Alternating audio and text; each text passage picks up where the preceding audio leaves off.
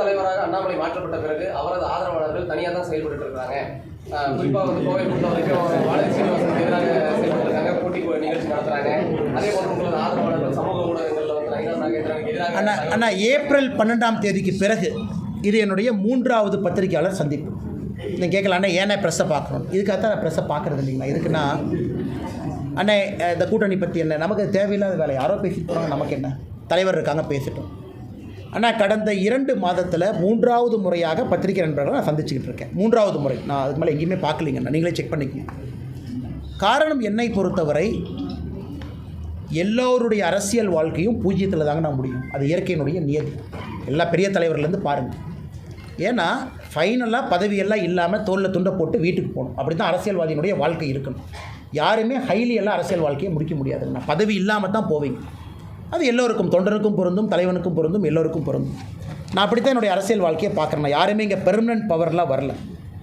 Second groupism, லொட்டு லொசுக்கு அந்த பஞ்சாயத்தில் எங்கிட்ட கிடையவே கிடையாதுங்க. எல்லோரையும் ஒரே மாதிரி பார்க்கக்கூடிய ஆள் தான். அதே நேரத்தில் நாம் வாழுகின்ற வாழ்க்கை என்பது 80 வயசு 90 வயசு, அதுக்குள்ளே நல்லது பண்ணிட்டு போகணும். பெர்மனண்ட்டாக நான் தான் உட்காந்துருப்பேன், இது ஏன் ஊர், எம் சேரு. நான் பதவியில் இருக்கும் பொழுதே தலைவர் பதவியை வெங்காயம்னு சொன்னாங்க. ஏன்னா வெங்காயத்தை உரிக்க ஒன்றுமே இருக்காது. அது மாதிரி தான் லைஃப். அதனால் அன்பு நண்பருக்கு எல்லோருக்கும் நான் சொல்லிக்கொள்வது, இந்த சமூக வலைதளத்தில் சண்டை போடாதீங்க. அதெல்லாம் வெட்டி வேலை, அதில் எந்த பிரயோஜனம் இல்லை. உங்களுடைய தனிப்பட்ட கருத்துக்களை பதிவு பண்ணுங்கள், நோ ப்ராப்ளம். கட்சியின் சார்பாக என்னுடைய அன்பான வேண்டுகோள், சண்டை போடுறேன், அதை பண்ணுறேன், இதை பண்ணுறேன், அதெல்லாம் நீங்கள் அதுக்குள்ளே போகாதீங்க. உண்மையை சொல்ல வேண்டும் என்றால் நானே சமூக வலைதளத்தில் இல்லை. என்னோடய செல்ஃபோன் எடுத்து பாருங்கள், எங்கே ட்விட்டராக வச்சுருக்கேன், எதுவுமே இல்லை. தேவைன்னா ட்வீட் போட்டு வெளியே வந்துடுறேன். ட்வீட் எதுக்கு? உங்களுக்கு செய்தி சொல்லணும். அதை போய் படித்து அதுக்கு 2 கமெண்ட்டை போட்டு அதுக்கு ஒரு கமெண்ட்டு போடுறாங்க. எதுக்கு எல்லாம் தேவையில்லாத? நிம்மதியாக உங்கள் வாழ்க்கையை வாழுங்க. அரசியல் மாற்றம் ஒரு நாள் அது நடந்தே தீரும் தமிழகத்தில். அது யாராலும் தடுக்க முடியாதுங்கண்ணா.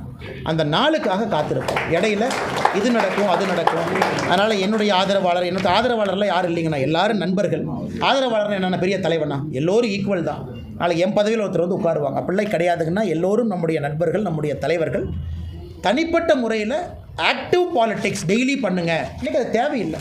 நிறைய தலைவர்கள் இருக்கிறாங்க, புது டீம் இருக்கிறாங்க, அவங்களாம் நிம்மதியாக சிறப்பாக செயல்பட்டு கொண்டிருக்கிறார்கள். எல்லா இடத்துலையும் நாமே இருக்கணும், எல்லாத்துலேயும் நம்ம முகம் இருக்கணும், டெய்லி போய் ப்ரெஸ்ஸை பார்க்கணும், டெய்லி கருத்தை சொல்லணும், தேவையில்லை. தலைவர்கள் இருக்கிறாங்க, சொல்கிறாங்க. இது போன்ற ஒரு வேலை கொடுக்கும் பொழுது மட்டும் ஸ்பெசிஃபிக்காக உங்களை பார்த்துட்டு போகிறேன். அதனால் தயவு செஞ்சு என்னையும் ஒரு குரூப்புக்குள்ளே சேர்த்திடாதீங்க. நான் எல்லா குரூப்லேருந்து வெளியே இருக்கிற ஆள். தலைவா நான் பார்க்க இதுலங்க இது வந்து காமனா தமிழ்நாடு முழுக்க இருக்கு. சென்னையில் தெரியல, நீங்கள் சொன்னதுக்கு